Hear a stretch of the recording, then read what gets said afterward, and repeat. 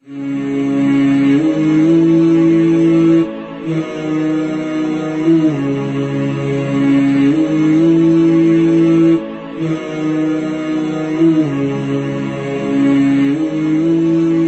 علیکم ورحمۃ اللہ وبرکاتہ۔ آپ سبھی ناظرین کا استقبال ہے قرآن تجوید سے کیسے پڑھیں اس کی تیسری نشست میں۔ انشاءاللہ آج ہمیں استاذ محترم حافظ عبدالوہاب صاحب بہت ہی آسان طریقے میں تجوید کے بارے میں سکھائیں گے۔ اگر آپ نے ابھی تک ہمارے چینل کو سبسکرائب نہیں کیا تو نیچے جا کر سبسکرائب کر لیں اور بیل نوٹیفیکیشن کو آن کر لیں۔ دوسروں تک شیئر کرنا نہ بھولیں اور یہ ویڈیو کو پورا اینڈ تک دیکھیں تاکہ استاذ محترم حافظ عبدالوہاب صاحب آپ تک جو پیغام پہنچانا چاہ رہے ہیں وہ مکمل آپ تک پہنچ جائے۔ جزاک اللہ خیر۔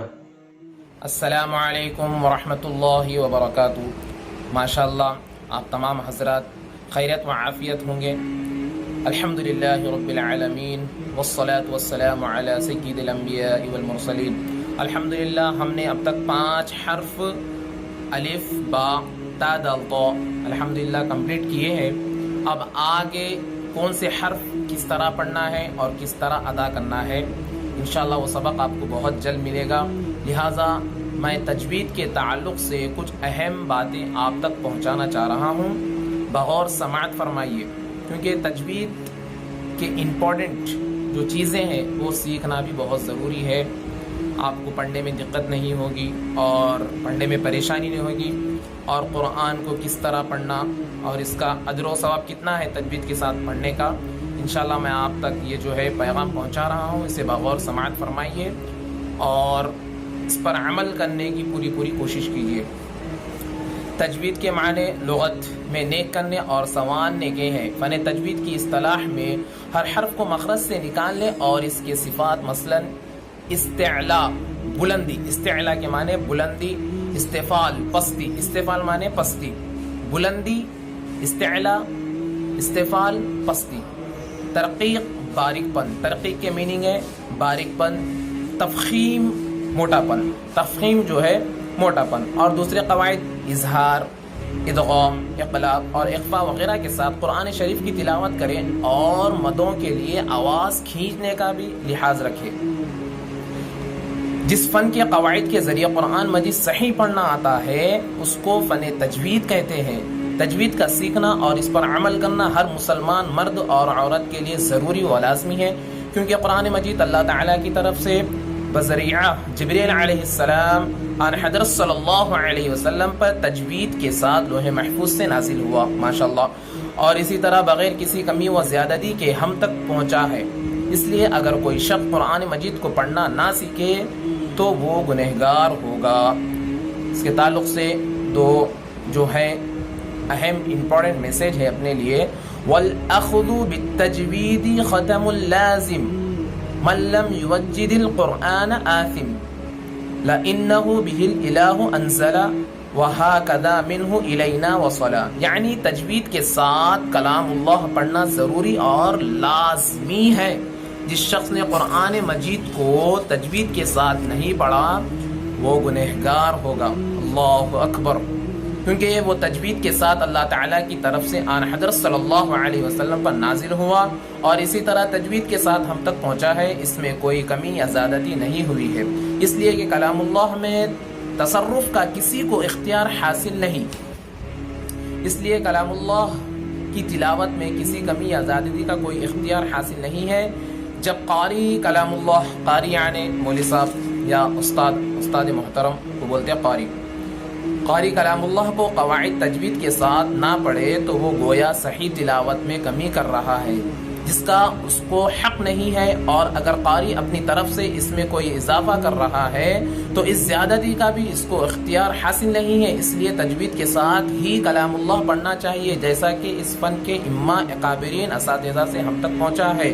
اب اس کے بعد آئیے قرأت کو آپ جب جو ہے قواعد سمجھ گئے، مخارج سمجھ گئے، پھر قرآن پڑھنا شروع کرے تو قرآن کو کس طرح پڑھنا اور کیسی آواز میں پڑھنا وہ بھی آپ سنیے، بغور سماعت فرمائیے۔ قرآن شریف کو تجوید اور خوشحال حانی سے تلاوت کرنے کا حدیث شریف میں حکم ہوا ہے۔ فرمایا رسول اللہ صلی اللہ علیہ وسلم نے زینوا القرآن بأصواتکم فإن الصوت الحسن یزید القرآن حسنا، بخاری شریف اور مسلم شریف کی روایت ہے. یعنی اچھی آواز سے قرآن مجید کی تلاوت کرو، کیونکہ اچھی آواز تلاوت قرآن مجید کی زینت و آراستگی کا سبب ہے اور سونے پر سہاگا کا ناکام دیتی ہے. لیکن اس بات کا خیال رہے کہ قرأت کے وقت زیادتی یا کمی، افراط و تفرید نہ ہونے پائے، تکلف اور بناوٹ نہ ہو، بلکہ لحن تجوید کے تابع ہونا چاہیے. صرف خوشحالی کا نام قرأت نہیں ہے، وہ راگی ہے جو ممنوع ہے. یہ بھی ارشاد نبوی صلی اللہ علیہ وسلم ہے. رب تالی القرآن والقرآن یلعنہ، یعنی بعض لوگ قرآن مجید پڑھے ہیں خلاف قواعد تجوید و روایت کے، اور ان کے اس عمل سے قرآن شریف ان پر لعنت بھیجتا ہے، نعوذ باللہ. جب آپ کون سا بھی کام کرتے تو فرسٹ میں جو ہے بسم اللہ کا پڑھنا بہت ضروری ہے. بسم اللہ الرحمن الرحیم ہر کام کے لیے پڑھنا ہے. جیسا کہ قرآن شریف اگر آپ شروع سے پڑھنا چاہ رہے ہو تو پہلے تعوذ پڑھیے، پھر اس کے بعد تسمیہ پڑھیے. اب جیسا کہ قرآن مجید پڑھتے وقت میں آپ کو دقت ہوئی یا کسی سے بات کرنے کی جو ہے نوبت آپ پہنچی، یا جو ہے نا امیڈیٹلی بات کرنا ہے، آپ بات کریے، قرآن کلام پاک کو بند کر کے بات کریے. پھر آپ دوبارہ جو ہے نا قرآن کی تلاوت کرنا چاہ رہے ہو تو پھر جو ہے اعوذ باللہ من الشیطان الرجیم بول کر ہی قرآن پاک کی تلاوت کریں. چلیے آئیے میں اب دوسرے طرف جو ہے بڑھتا ہوں اپنے سبق کی طرف. اب ہم کو یہ سیکھنا ہے ثا ذال ظا، یہ تین حرف ایک ہی جگہ سے ادا ہوتے، یہ تین حرف ایک ہی جگہ سے ادا ہوتے. اور میں آپ کو جو بتا رہا ہوں اس پر بغور سماعت فرمائیے اور پوری کوشش کیجیے. چلیے فرسٹ ہے ثا، ثا، ثا، ذال، ذال، ذال، ظا، ظا، ظا، ظا، ثا، ذال، ظا.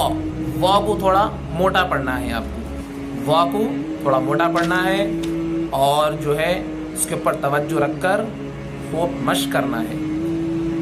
تو اس کا جو ہے جو جہاں سے حرف ادا ہوتا، اس کے جو ہے جہاں سے ادا ہونے والا حرف جو ہے وہ اس کی میننگ یعنی مخرج جس طرح کہلاتا ہے وہ یہ ہے کہ زبان کی نوک کو اوپر کے دانتوں کے کنارے سے لگا کر ذرا باہر نکالنے پر ثا، ذال، ظا ادا ہوتا ہے.